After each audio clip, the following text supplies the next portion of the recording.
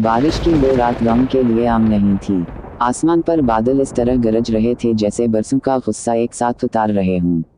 मिट्टी के घर लरज रहे थे और गलियां कीचड़ से भर चुकी थीं।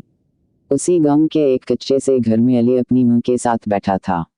चिराग की हल्की रोशनी में मां कुरान पाक की तिलावत कर रही थीं और अली चुपचाप बाहर के अंधेरे को देख रहा था। अली के वालिद कई साल पहले एक हादसे में दुनिया से रुखसत हो चुके थे। उनके जाने के बाद घर की तमाम जिम्मेदारी अली के नाजुक कंधों पर आ गई थी। वो दिन में खेतों में काम करता, मजदूरी करता और रात को टूटी हुई मेज पर बैठकर पढ़ने की कोशिश करता। कई बार थकन इस पर गालिब आ जाती, मगर मुंह के चेहरे पर उम्मीद देखकर वो फिर हिम्मत पकड़ लेता। गांव के लोग अक्सर कहते थे, गरीब का बच्चा पढ़ लिख कर किया करेगा। ये बातें अली के दिल में तीर की तरह लगती, मगर वो किसी से शिकवा ना करता। वो जानता था कि वक्त बोलेगा, ज़बान नहीं। गांव के बीचों बीच एक पुरानी मस्जिद थी। मस्जिद के सहन में एक बोसीदा सा चिराग रखा था जो कभी पूरे गांव को रोशनी दिया करता था। वक्त के साथ वो चिराग भी लोगों की तरह खामोश हो गया था। अली हर मगरिब के बाद इस चिराग को देखता और दिल ही दिल में दुआ करता कि एक दिन ये फिर जल उठे। एक साल गांव पर मुसीबतों का सिलसिला आ गया। पहले बारिशें कम हुईं, फिर फसलें खराब हो गईं और आखिरकार बिजली कई हफ्तों तक गायब रही। अंधेरा सिर्फ गलियों में नहीं था, दिलों में भी उतर चुका था।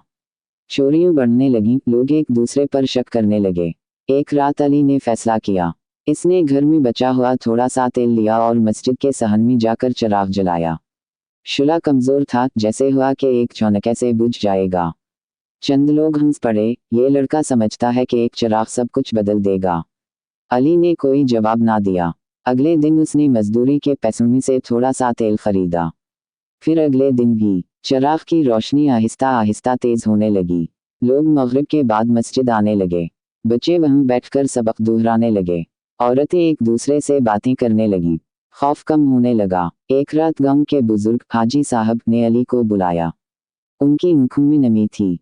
बेटा, तुमने हमें यह सिखाया है कि रोशनी बाहर से नहीं, अंदर से आती है। ये अल्फाज अली के दिल में नक्श हो गए। वक्त गुजरता रहा। अली ने पढ़ाई जारी रखी। मुश्किलें आई, कई बार वो टूटने के करीब पहुंचा, मगर हर बार वो चिराग उसे याद दिलाता रहा कि रोशनी मुसलसल जलाने से ही कायम रहती है। आखिरकार अली शहर जाकर तालीम हासिल करने में कामयाब हो गया। सालों बाद जब वो वापस गांव आया तो हालात बदल चुके थे। मस्जिद पक्की हो चुकी थी, गलियों में बिजली के खंभे लग चुके थे, मगर मस्जिद के सहन में वही पुराना चिराग आज भी जल रहा था।